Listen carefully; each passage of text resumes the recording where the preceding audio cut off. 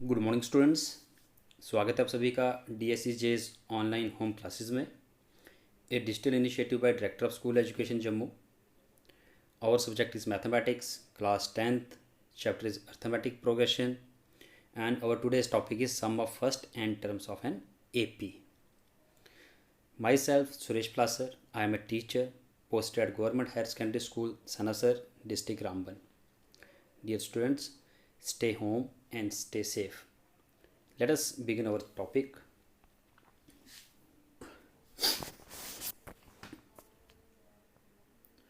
तो बच्चों, जो आज का हमारा टॉपिक है वो है sum of first n terms of an AP. तो इसके लिए हम सबसे पहले एक एपी ले लेंगे। तो मान लीजिए हम एक एपी ले लेते हैं 1, 3, 5, 7, 9, 11 एंड सो ऑन। अगर हमें पूछा गया है कि इस एपी की पहली दो टर्म्स जो हमने सम लेना है वो पहली टर्म से शुरू होगा, first 2 terms, first 3 terms, first 4 terms, first 5 terms and so on in general first n terms. तो मान लीजिए अगर हमें पूछा गया है कि पहली दो टर्म्स का सम निकालना है तो हम क्या करेंगे, फर्स्ट टर्म लिखेंगे, उसमें सेकंड टर्म ऐड कर देंगे तो पहली दो टर्म्स का हमारा सम आ गया 4। मान लीजिए फिर हमें पूछा गया है कि सम ऑफ फर्स्ट 3 टर्म्स 1 + 3 + 5 तो 9 आ जाएगा हमारा। मान लीजिए हमें पूछा गया है कि सम ऑफ फर्स्ट 5 टर्म्स, तो हम क्या करेंगे, पहली 5 टर्म का सम लिख लेंगे, आगे पहली 5 टर्म्स 25 आ गया ये। तो बच्चों, कभी भी हमें अगर एपी दी हो और उसकी फर्स्ट कुछ टर्म्स का सम हमें मांगा हो 3, 4, 5, 10, तो हम इस तरह से निकाल सकते हैं। तो जब तक हमारे पास जो है टर्म्स कम है तो हमारा सम तो इजीली निकल जाएगा। सपोज कीजिए कि अगर ये टर्म्स बढ़ गई, ज़्यादा हो गई, 10 हो गई, तो मान लीजिए फिर भी हम कर लेंगे सम, 10 टर्म का सम निकाल लेंगे। 15 होगी, फिर थोड़ा सा टाइम और लगेगा, हम वो सम निकाल लेंगे। लेकिन मान लीजिए कि अगर हमें फर्स्ट 100 टर्म्स का सम पूछा गया है, फर्स्ट 200 टर्म्स का सम पूछा गया है, फर्स्ट 1000 टर्म्स का सम पूछा गया है, या उससे भी ज़्यादा फर्स्ट 10,000 टर्म्स का सम पूछा गया है, तो उस केस में हम देखेंगे कि ये पर्टिकुलर टास्क तो इम्पॉसिबल है हमारे लिए कि फर्स्ट 10,000 टर्म्स का सम निकाल लेंगे। अगर फर्स्ट 100 टर्म्स ही ले लें तो इसको बहुत ज़्यादा टाइम लग जाएगा, और इतना बड़ा कैलकुलेशन करना भी इतना ईजी नहीं होता है। तो क्या करेंगे, तो वहाँ पर हमें जो मैथमेटिक्स में जो फार्मूले होते हैं उसकी एप्लीकेशंस वहाँ पे हमें ज़रूरत पड़ती है। तो फार्मूलाज क्या करते हैं, हमारे फार्मूलेज हमारे कैलकुलेशन को, हमारे मैथमेटिकल काम को बहुत इजी बना देते हैं। तो आइए हम पढ़ते हैं यहाँ पे कि अगर हमारे पास कोई एपी है, उसकी फर्स्ट n टर्म्स का सम निकालना है, तो उसके लिए क्या फार्मूला लगेगा, कैसे कैसे हम उस फार्मूले को इस्तेमाल करते हैं, उस फार्मूले को अप्लाई करने के लिए हमें किन किन टर्म्स की आवश्यकता है। तो चलिए शुरू करते हैं। Sum of the first n terms of an AP, पहली n टर्म्स के लिए ये फार्मूला है। तो पहली n का मतलब है पहली 4, पहली 5, पहली 10, पहली 15, जैसे ही n की जो वैल्यू होगी तो उसके हिसाब से हम निकालेंगे। तो क्या होना चाहिए, फार्मूला हमें कहता है the sum of first n terms of an AP whose first term is a and common difference is d। तो क्या चीज़ इंपॉर्टेंट है यहाँ पे, अगेन फर्स्ट टर्म और कॉमन डिफरेंस और टर्म नंबर या नंबर ऑफ टर्म्स। तो पिछला जो हमने फार्मूला पढ़ा था nth term of an AP का, तो वहाँ पे भी first term, common difference and term number very important जो हमारे पॉइंट थे। तो यहाँ पे भी सेम वही इंपॉर्टेंट टर्म्स हैं हमारे पास, पॉइंट बोल रहे हैं, इंपॉर्टेंट टर्म्स बोल रहे हैं हम। तो अगर हमारे पास कोई एपी जिसकी फर्स्ट टर्म ए है और कॉमन डिफरेंस डी है, तो उसका जो सम है फर्स्ट n टर्म्स का वो दिया जाता है फार्मूले से Sn is equal to n/2 into 2a plus n-1 into d. तो आपको ये फार्मूला याद रखना है, इस फार्मूले को अप्लाई करके हम फर्स्ट n टर्म्स का सम बहुत ही ईजिली निकाल सकते हैं, चाहे वो कितनी है भी बड़ा सम हमें पूछा गया हो, मिनटों में हम उसका आंसर निकाल सकते हैं। तो देखिए फार्मूला कैसे फ्रेम हुआ है, अगर याद रखने के लिए थोड़ा इजी हो जाएगा आपको। तो एन टर्म वाला हमने फार्मूला पढ़ा हुआ था, sum the n term of an A P is given by A plus n minus one into D. इस ए की जगह अगर हम 2 लिख लें, इस पूरे को ब्रैकेट में रख लें और बाहर n/2, तो ये फार्मूला हमारा बन जाता है एस एन का। तो मिलता जुलता फार्मूला हमारा एन टर्म के साथ। तो आप इस तरह से भी इसको याद रख सकते हैं, बहुत इजी फार्मूला है। तो यही 2 फार्मूले हैं हमारे इस पूरे चैप्टर में। तो इन्हीं 2 फार्मूलोज को हमने अप्लाई करना है, तो अपने क्वेश्चंस को निकालना है। तो काफ़ी इजी है ये। तो चलिए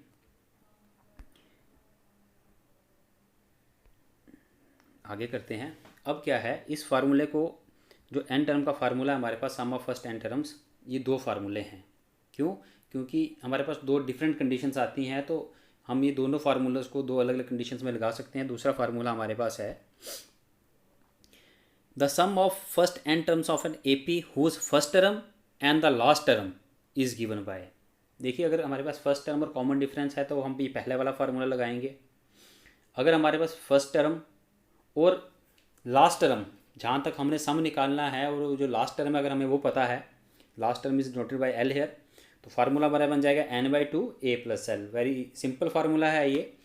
तो ये आपकी इच्छा है कि जैसे हमारे पास कोई भी सिचुएशन आएगी तो हम किस तरह से कौन सा फार्मूला वहाँ पे अप्लाई करेंगे।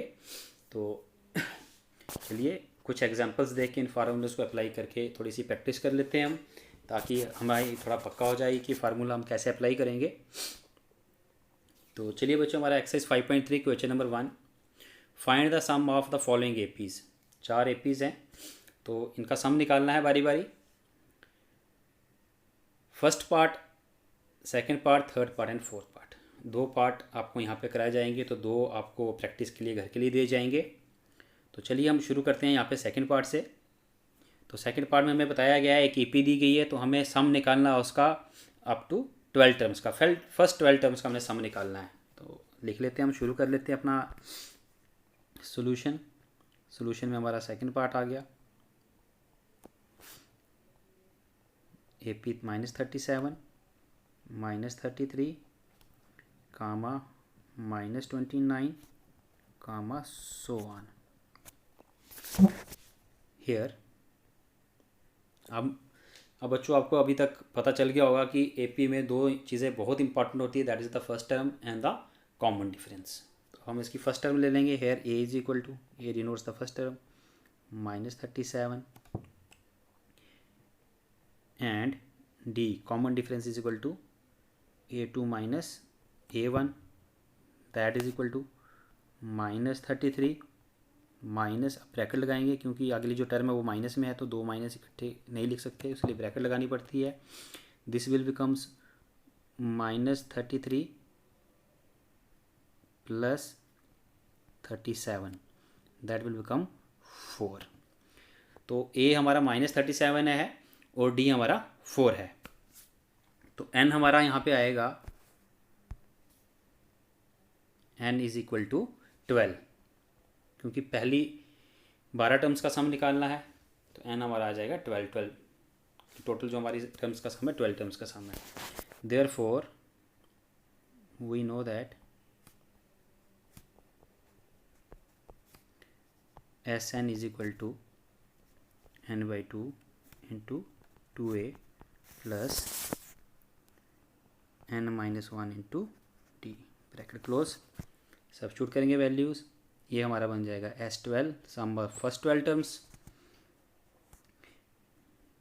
ये बन जाएगा 12/2 इंटू 2 इंटू ए हमारा -37 है, तो ब्रैकेट लगाएंगे हम,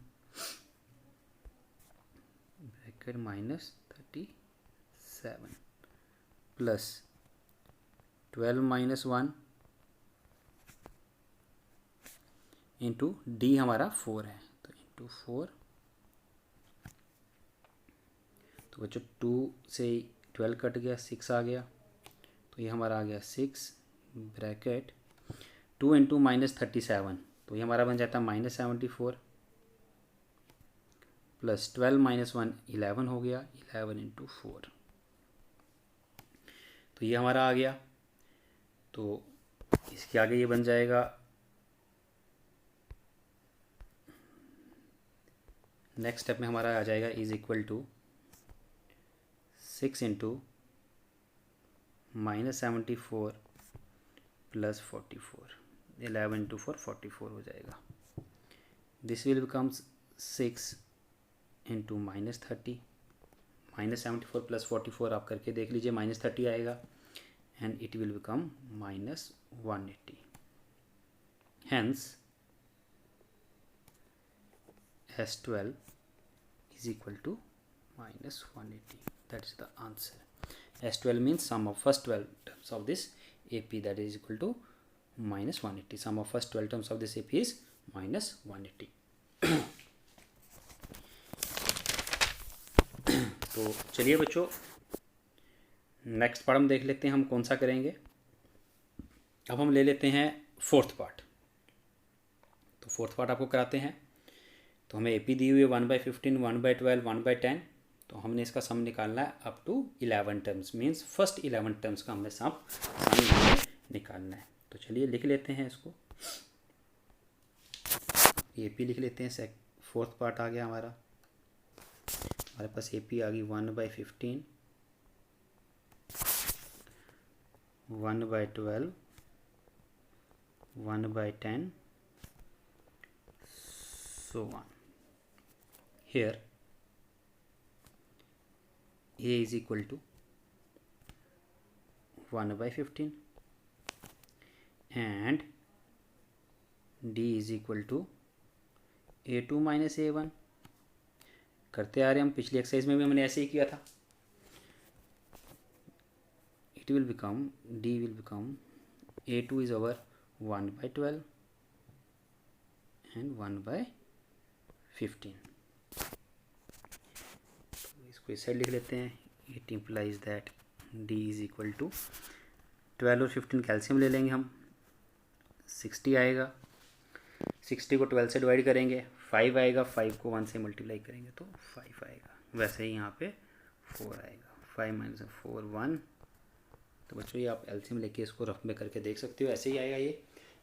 तो फर्स्ट टर्म हमारी 1/15 आ गई। यहाँ पे कॉमन डिफरेंस हमारा 1/60 आ गया and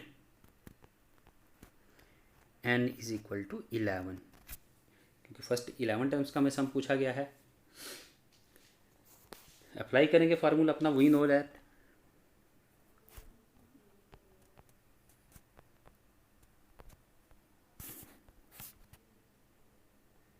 Sn is equal to n/2 bracket 2a plus n - 1 into d bracket close. अब वैल्यू सब्स्टिट्यूट करेंगे हम। तो वैल्यू सब्स्टिट्यूट करेंगे तो बच्चों ये बन जाएगा S11 is equal to 11/2 because n is equal to 11, 2 into A हमारा 1/15 है, plus n - 1, 11 - 1 into D is equal to 1/60। Calculation देख के कंफ्यूज नहीं होना है, बड़ी सिंपल कैलकुलेशंस हैं। स्टेप बाय स्टेप्स आपने करनी है। इट विल बिकम 11/2, 2 1 = 2 और नीचे 15 आ गया इसको, प्लस 10 11 - 1 दैट इज़ 10, 10 इंटू 1/60। तो ये कट जाएगा, 10 1 ज़ा 10 6 ज़ा। तो ये हमारा बन जाएगा 11/2, स्मॉल ब्रैकेट हो जाएगी 2/15 प्लस 1/6। तो फिर से हम पहले ब्रैकेट के अंदर ही सॉल्व करेंगे बच्चों। तो ये हमारा आ जाएगा 11/2। तो यहाँ पे हमारा एलसीएम हो जाएगा 30। तो यहाँ पे 4 आ जाएगा और यहाँ पे 5 आ जाएगा। जब हम इसको फर्दर सॉल्व करेंगे तो ये हमारा बन जाएगा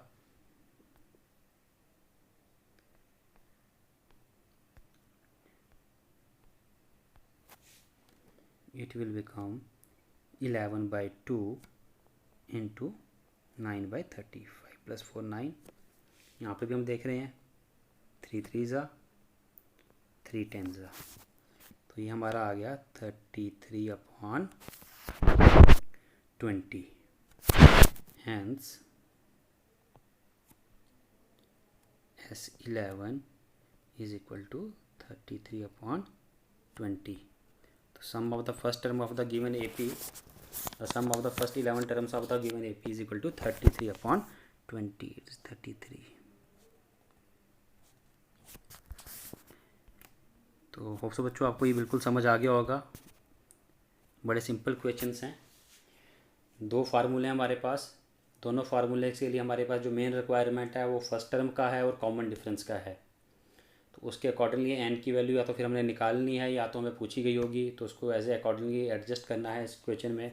तो एन, ए और डी के ऊपर ही ये पूरा हमारा जो टॉपिक है, ये जो चैप्टर है, ये उसके आगे पीछे रिवॉल्व करता है। तो चलिए कुछ क्वेश्चंस और करते हैं, देखते हैं अब किस टाइप के क्वेश्चंस हमारे पास आते हैं। तो देखिए बच्चों, बड़ा इंटरेस्टिंग क्वेश्चन है। Find the sum given below. तो ये एपी ही है हमारे पास, इसका हमने सम निकालना है। तो हम देख रहे हैं कि जो सम के फार्मूले पढ़े थे हमने, यहाँ पे हमारा रिक्वायरमेंट क्या था? हमारा रिक्वायरमेंट ये था, अगर पहला वाला फार्मूला लगाना है तो हमारे पास फर्स्ट टर्म होनी चाहिए, कॉमन डिफरेंस होना चाहिए और कितनी टर्म्स का सम निकालना है, यानी कि एन होना चाहिए हमारे पास। ठीक है। अल्टरनेटिव दूसरा मेथड जो है, फर्स्ट टर्म और लास्ट टर्म अगर हमारे पास है, लेकिन साथ में हमें एन की वैल्यू भी चाहिए, तो फिर हम इन फार्मूलाज को इस्तेमाल कर सकते हैं। तो चलिए देखते हैं हमारा जो नेक्स्ट क्वेश्चन है उसकी क्या रिक्वायरमेंट है। तो इस क्वेश्चन में फर्स्ट टर्म भी है हमारे पास, लास्ट टर्म भी है हमारे पास, एन की वैल्यू नहीं है। तो हमें कितनी टर्म्स का सम निकालना है वो नहीं पता, लेकिन हमें पता है कि शुरू कहाँ से करना है और उसको एंड कहाँ पे करना है। लेकिन अभी आप जब पीछे देखोगे कि कोई भी फार्मूला अगर हमें अप्लाई करना है तो हमें एन की वैल्यू पता होनी चाहिए। तो उसके पास हमारे पास चॉइस बन जाती है, हम इनमें से कोई भी फार्मूला अप्लाई कर सकते हैं अपनी कन्वीनियंस के हिसाब से। तो यहाँ पे सबसे पहले हमने एन की वैल्यू निकालनी है। देखिए सम हमने शुरू करना है, और फर्स्ट पार्ट हम ले लें तो 7 से शुरू करना हमने, फिर 10 1/2, फिर 14, और हमने इसको एंड कहाँ पे करना है? 84 पे। तो हम पहले देखते हैं कि 7 से लेके 84 तक कितनी टर्म्स बनती हैं। वो हमें पता चलेगा कि जो 84 वाली टर्म है उसका टर्म नंबर से। तो हम 84 को यहाँ पे पहले nth टर्म ले लेंगे।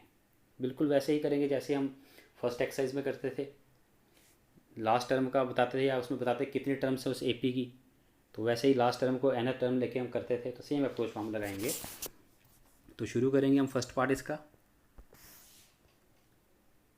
Solution first part. एपी हम ले लेते हैं 7 + 10 1/2 + 14 + so on + 84। तो हमें बता रहा है कि हमें ये सम करना है। तो हम देख रहे हैं ये एपी का सम है, तो हम इसको फार्मूला ही लगाएंगे। Here A is equal to 7, D is equal to A2 minus A1, that is equal to 10 1/2 minus 7। 10 1/2 को हम लिख सकते हैं 21/2, 10 2 = 20 + 1 minus 7। इसका इसको इधर सॉल्व करते हैं, जगह हमारे पास यहाँ पे है, तो इसको जब सॉल्व करेंगे ये बन जाएगा 21 - 14/2, दैट विल बिकम 7/2। तो डी हमारा आ गया 7/2।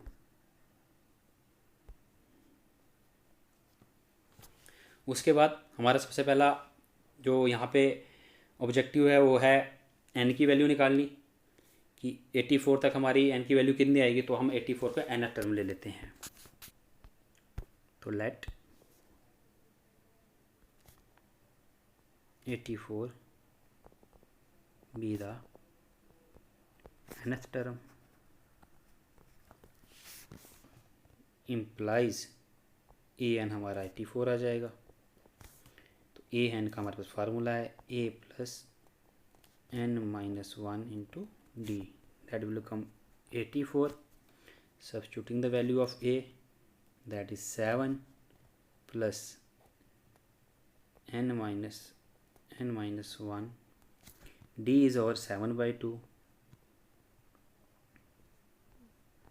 bracket means multiply here, 84. It will become n minus 1 into 7 by 2 is equal to 84 minus 7, which further becomes n minus 1 into 7 by 2 is equal to 77. 84 minus 7 is equal to 77. It will become, it implies that n minus 1 is equal to 77 into 2 by 7. यहाँ पे 7 by 2 right hand side पे चला जाएगा, तो 2 numerator में आ जाएगा, 7 denominator में आ जाएगा। तो 7 1 सा यहाँ पे कैंसिल होता है, 7 11 सा। It implies that n minus 1 is equal to down to the 22, implies n is equal to 23।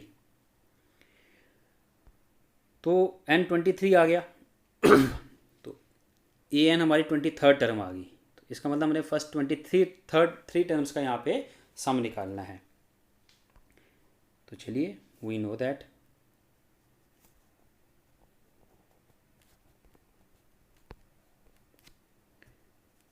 S n is equal to, तो डियर स्टूडेंट्स यहाँ पे अब हम देख रहे हैं हमारे पास लास्ट टर्म भी है। अब हम वो जो हमने 2 फार्मूलेज पढ़े थे सम के, उन दोनों में से कोई भी एक फार्मूला हम लगा सकते हैं। तो हम देख रहे हैं यहाँ पे जब लास्ट टर्म हमारे पास है तो हम वो दूसरा वाला फार्मूला लगाएंगे, उसमें कैलकुलेशन थोड़ी कम होगी। बाकी आप दोनों लगा सकते हो, आपकी इच्छा है। n by 2 into a plus l, it will become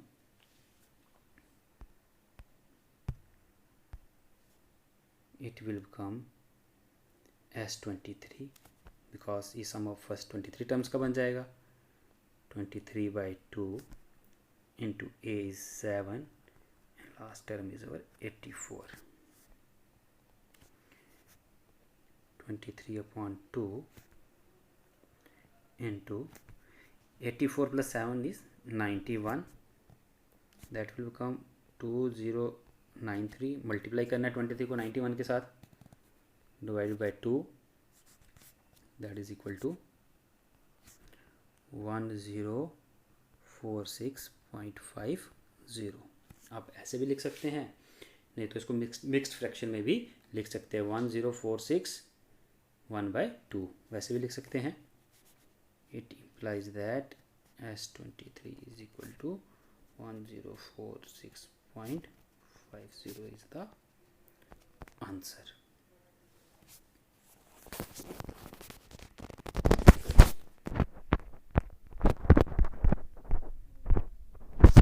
तो डियर स्टूडेंट्स, होप सो आपको ये अच्छी तरह से समझ आ गए होंगे।